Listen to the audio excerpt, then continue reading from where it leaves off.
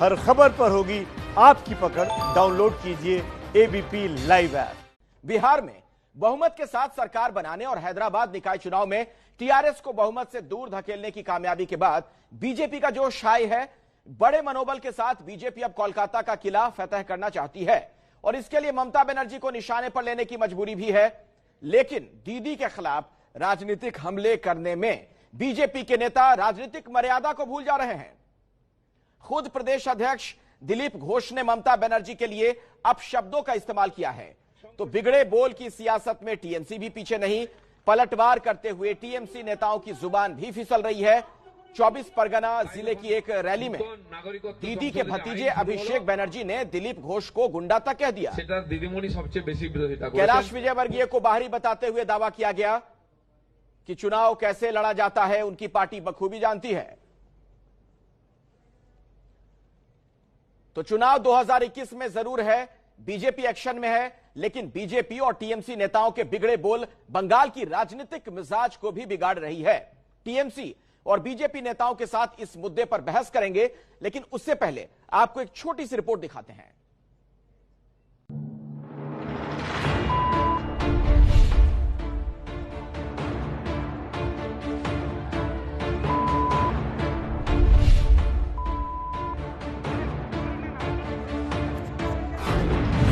चुनाव अभी दूर है, लेकिन बंगाल में बवाल जरूर है। बीजेपी कार्यकर्ताओं के काफिले पर फिर हुआ हमला। पश्चिम बंगाल की जनता ये स्थिर कर लिया जो वो ममता को विदा देंगे किसी भी हालत से। और न्याय अन्याय कैंपेन के दौरान चले बम और गोले।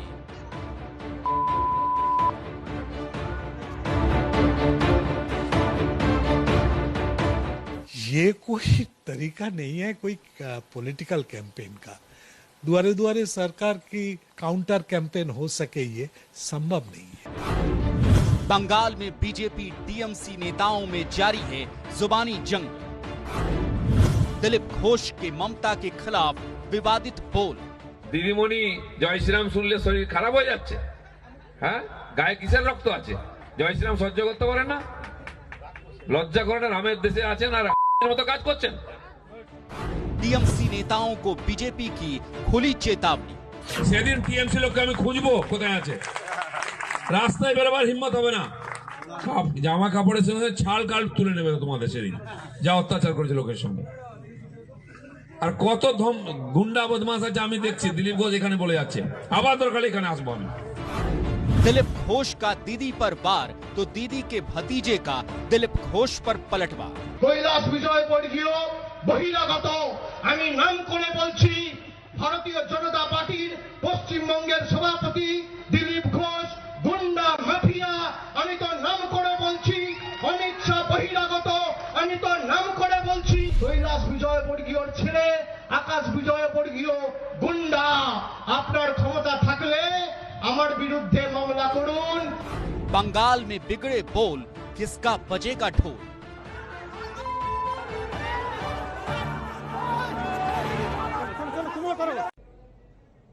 अब सवाल यह है कि आखिर ये जो आप जुबानी जंग देख रहे हैं ये कहां तक ये बात जाएगी और क्या राजनीति इस तरीके से होगी? आखिर मुद्दे कहां गुम हो गए, कहां खो गए हैं? इन तमाम मसलों पर हम बातचीत करेंगे और बातचीत करने के लिए जो दो खास मेहमान मेरे साथ जुड़ चुके हैं उनसे मैं आपका परिचय करवा दूं। शामिक भट्टाचार्य हैं, आप भारतीय जनता पार्टी के प्रवक्ता हैं, और सोमनाथ सिंह रॉय साहब भी हमारे साथ जुड़ चुके हैं, आप टीएमसी के समर्थक हैं। और सोमनाथ आप पहले तो मैं आप ही के पास आना चाहता हूं। ये जो जुबानी जंग हो रही है उस पर तो बातचीत होगी, लेकिन आज बर्धमान में जो हमने देखा जिस तरीके की हिंसा हुई है, सवाल यह है कि आखिर वहां टीएमसी की सरकार क्या कर रही है? ये पश्चिम बंगाल की राजनीति का रक्त चरित्र हम क्यों देख रहे हैं सर? नहीं, ये अखिलेश सबसे अच्छा लग रहा है। आज ऐसे डिबेट में मैं बैठा हूं जो भाषा संतोष का ऊपर लेकर, और जो बीजेपी का प्रवक्ता है उसका भाषा सबसे अच्छा रहता है डिबेट में। समीक्षा को मैं सलाम करता हूं हर टाइम, क्यों उसका भाषा बंगाल टीवी चैनल में जो भी बीजेपी लीडर आते हैं, समीक्षा इज द बेस्ट डिबेट, सबसे अच्छा डिबेट करते हैं, उसका भाषा सबसे अच्छा है। इसको लेकर आज ये डिबेट में मैं आपका साथ हूं। मेरे भी अच्छा लगता है, समीक्षा का साथ हूं मैं। फिर भी आज जो आसनसोल में हुआ, ये बीजेपी वाले ने बोल रहा है ये बीजेपी तृणमूल ने अटैक किया, लेकिन आप भी जानते हैं यहां पर भी बीजेपी में बहुत सारे फैक्शन है। पहले था राहुल सिन्हा वर्सेस दिलीप घोष, अभी हो गया दिलीप घोष वर्सेस मुकुल रॉय, यहां पर कैलाश विजयवर्गीय वगैरह वगैरह और 5 बाहर से आप लोग यहां पर लीडर भेजा बीजेपी को संभालने के लिए। सिर्फ बीजेपी का जो इनर क्लास है, ये इनर क्लास को रोकने के लिए बाहर से 5 सेंट्रल लीडर को भेजना पड़ा बंगाल में। अभी आप लोग सोचिए क्या हाल है बीजेपी का। आपसे सवाल मैंने जो पूछा था आप उसमें उलझ गए। फ्लैग दिखाई दे रहा है, सर सुनिए मेरी बात सुन लीजिए। सर मेरा सवाल सुन लीजिए, मेरा सवाल सुन लीजिए सोमन जी। सबका हाथ में सर मेरा सवाल तो सुन लीजिए। मैं कह रहा हूं कि ये कोई तर्क नहीं है, इस लॉजिक में कोई दम नहीं है कि बीजेपी के अंदर कई फ्रैक्शन है। तमाम दलों में फ्रैक्शंस होते हैं, हो सकता है वो आपस में भी लड़ रहे हो, लेकिन सवाल यह है कि आखिर प्रशासन, पुलिस, इसकी कोई जवाबदेही, जिम्मेदारी तो होती है। और ये कोई पहली घटना हम देख नहीं रहे पश्चिम बंगाल में जहां राजनीतिक हिंसा हो रही हो। पिछले दिनों में मैं कई उदाहरण आपके सामने रख सकता हूं। पुलिस प्रशासन कहां है? क्योंकि बीजेपी वाले कह रहे हैं कि टीएमसी के लोगों ने पीटा है बीजेपी वालों को। नहीं, अखिलेश आप जो बोल रहे हैं ये तो सही है, लेकिन क्यों 2014 से पहले, मैं बता रहा हूं सीपीएम का 2011 से पहले जब सीपीएम यहां पर था, तब 50,000 से ज्यादा कांग्रेस और टीएमसी का वर्कर मर्डर हुआ था यहां पर, उस टाइम भी था। 2011 का बाद ये बंद हुआ था। 2014 में सेंट्रल में बीजेपी आने का बाद भाषा संत्रास, लिंचिंग, दंगा ज्यादा चालू हो गया। अभी टारगेट है बंगाल में ये सब करना जरूरी है। आप ही कुछ टाइम पहले दिखाया दिलीप घोष का भाषा। आप यहाँ पर सौमिकता को मालूम है, सायंतन घोष, राजीव बंदोपाध्याय जो भाषा में बात करते ये चीजें होती आई हैं, आगे भी होती रहेंगी। सवाल तो यही है ना, तो सरकार फिर फेल है। अगर बीजेपी वाले फिर कह रहे हैं कि राष्ट्रपति शासन लगाकर चुनाव करवाओ, तो फिर उसमें फिर दम है, फिर इस बात को आप स्वीकार कर रहे हैं। अगर आप लोग खुद आपस में लड़ाई करेंगे, अगर अखिलेश भाई अगर बीजेपी खुद आपस में लड़ाई करेंगे, दंगा करेंगे, तो उसको कौन संभालेंगे? इसका बाद तो केस होगा। चलिए जवाब दीजिए शामिक भट्टाचार्य जी। बीजेपी के ऊपर केस डाल रहा है शामिक भट्टाचार्य जी, जुबान पर तो मैं आऊंगा, लेकिन ये जो लड़ाई चल रही है जमीन पर, उस पर जवाब दीजिए। आपने सुना टीएमसी के समर्थक हैं सुमंदा, वो कह रहे हैं कि ये सब आप ही लोग कर रहे हैं, आपस में लड़ रहे हैं बीजेपी वाले। देखिए आज जो घटना हुआ, जिसमें भारतीय जनता पार्टी को 8-9 ऑनलाइन ये कार्यक्रम सारा पश्चिम बंगाल में चल रहा है। हमारा जितना सारे सांसद है, हम 18 सांसद, सब विधायक है, पार्टी का वरिष्ठ कार्यकर्ता और केंद्र के कई मंत्री इस कार्यक्रम में भाग लिया। तो अचानक आज का जो घटना हुआ, एक जुलूस का ऊपर बम फेंका गया, गोली चला। आज भी दुर्गापुर हॉस्पिटल में 2 लड़का भर्ती है जिसका गोली लगे थे, वो जिंदा रहेगा या इसका कोई गारंटी नहीं है। But situation is grave. तो ऐसे चल रहे हैं, पूरा बंगाल का स्थिति ऐसा है। इसका मूलभूत कारण यही है कि तृणमूल कांग्रेस जब इस सत्ता में है, डेमोक्रेसी का जो बेसिक चीज है, जो फंडामेंटल चीज है, ये राइट टू डिसाइड, हम ये विपक्ष का जो अधिकार है, इसका ऊपर इसको स्वीकारते नहीं। लेकिन शामिक भट्टाचार्य जी, लेकिन शामिक भट्टाचार्य जी, लोकतंत्र में ये कहां है लिखा गया है? दिलीप घोष ने जो बयान दिया है, मैं कोट कर रहा हूं उनका बयान, सुनिएगा जरा गौर से जो बयान उन्होंने दिया। वो कह रहे हैं कि टीएमसी नेताओं की तलाश कर रहा हूं, सड़क पर निकलने की हिम्मत नहीं, निकलेंगे तो कपड़े के साथ साथ चमड़ी भी निकाल लेंगे। ये क्या है, जरा इस पर भी कुछ बताइए। ये दिलीप घोष निकलेंगे ऐसा बात नहीं किया। आम जनता तृणमूल कांग्रेस का ऊपर इतना खपा है, जो पॉलिटिकल एक्टिविस्ट नहीं है। सर आम जनता में, और आप लोग नेता हैं, उनकी बातचीत में जुबान में फर्क नहीं होना चाहिए। आपके प्रदेश के जो अध्यक्ष इस तरह की बात करेंगे कि चमड़ी खींच लेंगे, तो फिर ये तो हिंसा उकसाने वाली बात हो गई। अरे हिंसा तो हमारा ऊपर हो रहा है। 127 कार्यकर्ता हमारा मारे गए पिछले 2-3 सालों में। 127 कार्यकर्ता का मौत हो गया। तो हिंसा का जवाब हिंसा से दीजिएगा। 100 कार्यकर्ता मारे गए। हिंसा का जवाब हिंसा से दीजिएगा शामिक भट्टाचार्य जी, यही समझूना मैं फिर। हिंसा का जवाब तो बीजेपी हिंसा में नहीं दे रहा है। लेकिन तो इस बयान का क्या मतलब है कि कपड़े के साथ साथ चमड़ी भी निकाल लेंगे टीएमसी के नेता दिख गए तो? पार्टी का अध्यक्ष मान के चलिए, उसका अध्यक्षता के अंदर 100 बीजेपी का कर्मी का मत हो गया, उसका मत भी घात कर दिया गया। वो पुलिस के पास जाते हैं, police is not accepting FIR। लोग कार्यकर्ता को मर्डर करके उसको हाईटेंशन वायर में उसको झुला देते हैं, उसको बात बोलते हैं ये सुसाइड है, पारिवारिक विवाद है, इंटरनल फ्यूड। तो ऐसा चीज नहीं चल सकते। आज जो घटना हुआ उसके बाद ठीक है, आप जवाब नहीं दे पा रहे हैं। मैंने जो सवाल पूछा है, दिलीप घोष ने जो बात कही, जो उनकी जुबान है उस पर आप साफ नहीं कह पा रहे हैं कुछ भी। शायद आप बैकफुट पर हैं उस पर। लेकिन सोमनाथ जी, सवाल टीएमसी के नेताओं को लेकर है और टीएमसी की सबसे बड़ी नेता को लेकर भी। ममता बनर्जी की क्या जुबान है, जरा सुनिएगा। मैं आपको बता रहा हूं, उन्होंने तो बीजेपी को कह दिया कि ये कोविड-19 से भी खतरनाक महामारी है। एक और कोविड-19 है, दूसरी ओर महामारी है बीजेपी। ये क्या है? एक मुख्यमंत्री इस तरह की बात कह रही है, ये सब क्या हो रहा है सर? नहीं अखिलेश जी, मैं आप जो क्वेश्चन किया उसको आंसर देने से पहले मेरा खराब लग रहा है यहाँ पर बैठे बैठे। समिग्धा सबसे अच्छा प्रवक्ता है जो सबसे अच्छा भाषा का प्रयोग करते हैं, और उन्होंने डिफेंड कर रहे हैं दिलीप घोष, सायंतन बोस, राजू बंदोपाध्याय को।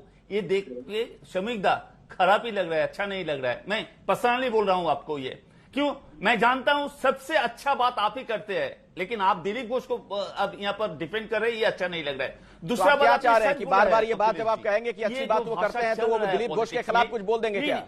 आपको लग रहा है ऐसा होगा सोमनाथ? नहीं, मैं पहले बताया अखिलेश जी, ये मेरा पर्सनल व्यू है। समिग्धा को मैं अच्छे से जानता हूं, वो कैसा तरीका का आदमी है ये भी मैं जानता हूं। ठीक है, लेकिन ममता बनर्जी पर अब आइए ना। ऐसा आदमी भी उसको, लेकिन ममता बनर्जी पर अब आप आइए ना। जिंदा जला दूंगा, जिंदा जला दूंगा। ममता बनर्जी पे आइए ना। माँ माटी मानुष की बात हो रही थी ना। ये माँ माटी मानुष में हिंसा कहां से? और बीजेपी को महामारी कह देना, ये आखिर कौन सी राजनीति है? कहां पर ले जा रहे हैं इस पॉलिटिकल डिस्कोर्स को? सपोर्ट नहीं कर रहा हूं अखिलेश जी, इसको सपोर्ट नहीं कर रहा हूं। लेकिन आप बोलिए, ममता बनर्जी को कोई शाकचून्नी कहे, कोई कहे सुरपोना, कोई कहे ये जमात का मुख, कोई कहे ये पाकिस्तान का दलाल, ये सब क्या है अखिलेश जी? एक लेडी है जो पूरा भारत में एक ही महिला मुख्यमंत्री है, उसका खिलाफ जो भाषा ये बीजेपी वाले ने इस्तेमाल कर रहा है, ये कि सही है? महिला का ऊपर एक कौन सा सम्मान दिखा रहा है बीजेपी वाले? जवाब दीजिए शामिक भट्टाचार्य जी। चीफ मिनिस्टर छोड़ दीजिए, भारत में एक ही चीफ मिनिस्टर, महिला चीफ मिनिस्टर है, लेकिन एक महिला का ऊपर ऐसा भाषा आरोप करना सही है कि नहीं, ये तो मैं आपको पूछ रहा हूँ। शामिक जी जवाब दीजिए, आप ही बताइए, ये सही है? कोई भी महिला का ऊपर ऐसा भाषा इस्तेमाल करना? बीजेपी महिला को सम्मान करते हैं और ममता जी राज्य की मुख्यमंत्री है, उसका ऊपर पूरा सम्मान बीजेपी का है। थोड़ा पिछला इतिहास महिला है, ममता बनर्जी भी महिला ही है।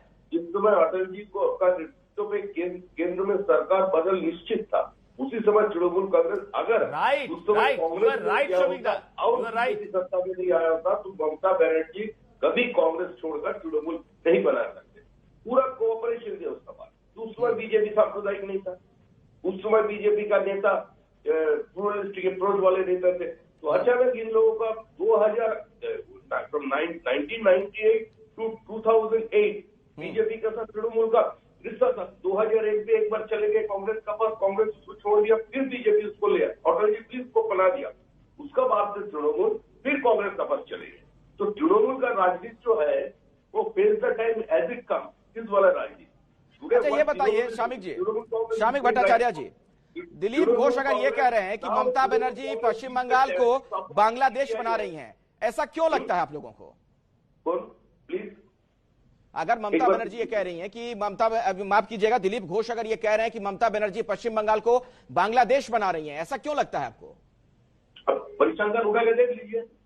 पश्चिम बंगाल में खुलेआम लोग इन्फिल्ट्रेशन घुसपैठियों को मदद दे रहे हैं। पश्चिम बंगाल में खुलेआम ममता बनर्जी का पार्टी का कई कार्यकर्ता रोहिंग्या मुस्लिमों को बंगाल में आने के लिए आमंत्रण दे रहे हैं। पूरे पश्चिम बंगाल में जो पॉलिटिक्स चला रहा है तृणमूल कांग्रेस का वो एक डिवाइसिव पॉलिटिक्स है। ये डिवाइसिव का पॉलिटिक्स के खिलाफ ही आज दिलीप घोष ने यह बयान दिया। पिछले एक चुनाव में बांग्लादेश का घुसपैठियों आकर के पश्चिम बंगाल में चुनाव कराया। बांग्लादेश का एक क्रिकेटर पश्चिम बंगाल में काली पूजा में आया, उसका उद्घाटन किया, बाद में जाकर उसका फेसबुक पे वो ये जो फ्लैश हो गया तो खुलेआम लोग क्षमा का भीख मांगा। तो ऐसे बहुत सारे चीज है। ये देश का जो पॉलिटिक्स है ये डिवाइसिव पॉलिटिक्स है और बीजेपी। जवाब दीजिए सोमनाथ जी, टीएमसी क्या बांटने की राजनीति कर रही है? क्योंकि टीएमसी पर एक बड़ा आरोप बीजेपी ये भी लगा रही है कि तुष्टीकरण की राजनीति रही है पिछले दिनों में ममता बनर्जी की, हिंदू विरोधी राजनीति, सीधा आरोप लगाती रही है बीजेपी आप लोगों पर। right now they're supporting नहीं, मैं तो सौमिकदा को मैं एक ही बात पूछना चाहता हूँ। सौमिकदा मैं आपका ऊपर बोलता नहीं हूँ, अखिलेश हमको बोलने के मौका दिया है हमको। प्लीज मेरे को कंसीडर कीजिए। हाँ बोलिए। सौमिकदा मैं आपके ऊपर नहीं बोलता हूँ, मेरे को सौमिकदा घुसपैठी आया बंगाल में, बंगाल मतलब भारत में आया कैसे? बीएसएफ तो आपका हाथ में है, कैसे आया? मैं तो बोल सकता हूँ ये रहेगा घुसपैठी आप लोग घुसा रहा है बीएसएफ को हेल्प से बंगाल में, कि यहाँ का जो वातावरण है इसको खत्म करने के लिए। मैं तो ये कह सकता हूँ क्यों, बीएसएफ तो आपका हाथ में है, बड़ा सिक्योरिटी फोर्स बीएसएफ तो आपका हाथ में है। ये रहेगा कैसे आ रहा है बीएसएफ? अगर ये लोग आ सकते हैं तो पाकिस्तान में जंगी भी आ सकते हैं। Even in South Bengal also, we have a 1310 kilometer border. And border is फिर भी छोड़िए, ठीक है, मैं मान लिया, मैं सौमिकदा आपका बात मान लिया। फिर भी वही रास्ते से तो पाकिस्तान का जंगी भी आ सकते हैं भारत में सौमिकदा, फिर पाकिस्तान का जंगी भी आ सकते हैं, जैसे वे कासब आया था। सौमिकदा ठीक है, मान लिया आपका बात, मैं आपका बात मान लिया, सौमिकदा मैं आपका बात मान लिया, सौमिकदा मैं आपका बात मान लिया, सौमिकदा मैं आपका बात मान लिया। अभी तो सुनिए सौमिकदा, प्लीज सुनिए, आपने जो बोला है ठीक है, ओके। पाकिस्तान का जंगी भी वही रास्ते से आ सकते हैं, कसब जैसे आया था, तो इसको रोकने का ड्यूटी किसका है? भारत गवर्नमेंट का है। हमारा जो भारत गवर्नमेंट है, इंडियन गवर्नमेंट है, जो बीजेपी शासन करते हैं, उसमें अगर रोहिंग्या हजारों लाखों अंदर आ सकते हैं, एक पाकिस्तान जंगी नहीं आ सकते, ये संभालने का ड्यूटी आपका है सौमिकदा। आप भाग नहीं सकते हैं, बीजेपी भाग नहीं सकते है सौमिकदा। बीजेपी अगर भारत में बंगाल में एक भी घुसपैठी आया, भाग नहीं सकते। जवाब दीजिए, जवाब देने से भाग रहे हैं आप ऐसे नहीं बोल सकते। वहां पर बंगाल का गवर्नमेंट है, ममता बनर्जी वो लोग लेकर आए। अगर घुसपैठी आए तो कैसे आ गए? क्या सीमा पर सुरक्षा नजर है? घुसपैठी भारत में नहीं घुसे, ये जमींदारी आपका है। कौन सा रास्ते में आ रहे हैं, कौन सा रास्ते में जा रहे हैं, ये देखने का ड्यूटी आपका है, ये ममता बनर्जी का नहीं है। ममता बनर्जी देख सकते हैं, उसका स्टेट का जो रूल्स एंड रेगुलेशन लॉज है ये देख सकते हैं, ममता बनर्जी ये संभाल सकते हैं। लेकिन बाहर से घुसपैठी आने का, उसके रोकने का ड्यूटी आपका गवर्नमेंट का है सौमिकदा। आप ऐसे नहीं भाग सकते, आप ऐसे से ममता बनर्जी को ऊपर सुन तो लीजिए। सोमनाथ जी जवाब तो देने दीजिए, सोमनाथ जी जवाब देने दीजिए, शामिक भट्टाचार्य को बोलने दीजिए। दोनों लोग बराबर बोलते रहेंगे तो कोई किसी को सुन नहीं पाएगा। को सिर्फ ताली लगाने के सर पैरेलल में बोलते रहेंगे ना तो कोई किसी को सुन नहीं पाएगा। जवाब देने दीजिए, आपको जवाब दे रहे हैं शामिक भट्टाचार्य, बोलिए। मैं तो नहीं बोल रहा था, मैं नहीं बोल रहा था। भागते भागते हम लोग 2 से 303 तक पहुंच गए। भागते भागते हम लोग बंगाल में 0 से 18 तक पहुंच गए। अभी ये जो है, अभी अगर हम बहस समाप्त किया, if you just look into the situation of the total border of Indo-Pakistan border and Indo-Bangladesh border, both are totally different. Topography is totally different. Demography is different. चलिए मैं बहस को आगे बढ़ाता हूं, बहस को। अब चूंकि आज हम जिस मसले पर चर्चा कर रहे हैं, जो जुबानी जंग देखने को मिल रही है, जो झड़प हो रही है, राजनीतिक हिंसा हो रही है पश्चिम बंगाल में, उस पर हम बातचीत कर रहे हैं। मैं अब बहस को आगे बढ़ाता हूं, शामिक भट्टाचार्य जी और सोमनाथ जी। और सोमनाथ जी, मैं आपके पास आ रहा हूं इस सवाल के साथ कि आखिर जय श्री राम सुनकर दीदी की तबीयत क्यों खराब हो जाती है? दिलीप घोष ने यह बड़ा आरोप लगाया है कि जय श्री राम सुनकर दीदी की तबीयत खराब हो जाती है। हाँ, देखिए दिलीप घोष का भाषा, आप ये डिबेट चालू करने से स्टार्ट करने से पहले आपको मालूम है दिलीप घोष कौन सा भाषा इस्तेमाल करते हैं? दीदी का घर पे काली पूजा होते हैं, दीदी हर पूजा में खुद पार्टिसिपेट करते हैं। यहाँ का दुर्गा प्रतिमा का आंख जो होते हैं वो भी दीदी खुद अपना हाथ से वो ड्रॉ करते हैं, वो लगाते हैं। तो दीदी को ऊपर अब ये क्या बोला है, उसका बॉडी में कौन सा खून है, दिलीप घोष ये पूछ रहा था। दिलीप दा को मालूम नहीं है, सौमिकदा को मालूम होना चाहिए। सौमिकदा तो बंगाल में रहते थे। दिलीप घोष 2011 से पहले कभी बंगाल पॉलिटिक्स में आया ही नहीं, वो तो नया आया है, उसको बात छोड़िए। लेकिन सौमिकदा जब बोलता है तब हम सौमिकदा जरा ये बता दीजिए, चूंकि वक्त नहीं है। खून पे कौन, शामिक भट्टाचार्य जी जरा ये बता दीजिए, फिर अमित शाह क्यों कहते हैं कि तुष्टीकरण की राजनीति ने बंगाल का गौरव छीना? सौमिकदा आप बोलिए, ममता बनर्जी जल्दी से समय कलर का है? ममता बनर्जी यहाँ पर अपना जान लगा के, अपना जान बाजी में लगा के, हो गई आपकी बात। सोमनाथ जी, शामिक भट्टाचार्य जी को जवाब देने दीजिए, वक्त नहीं है। अमित शाह अगर बयान देते हैं कि तुष्टीकरण की राजनीति ने बंगाल का गौरव छीना, तो क्यों? BJP do believe in pluralism, in diversity, and Trinamool is an intolerant government. They don't have any faith on democracy. They don't have any faith of this kind of ideas. And 18 seat कैसे मिला लोकसभा में? Lok Sabha election में 18 seat कैसे मिला? अगर democracy नहीं है, vote. चलिए, मुझे ब्रेक ले रुकना पड़ेगा। आप दोनों अपनी अपनी पार्टी की हिंसा को ऐसा लग रहा है कि जस्टिफाई कर रहे हैं। एक दूसरे के खिलाफ बोलने के लिए बहुत कुछ है, लेकिन आत्ममंथन की जब बात होती है तो उस पर कुछ भी बोलने को आप लोग तैयार नहीं। तो हिंसा वैचारिक हो या फिर शारीरिक, सवाल यह कि क्या इसके आश्रय राजनीति होनी चाहिए।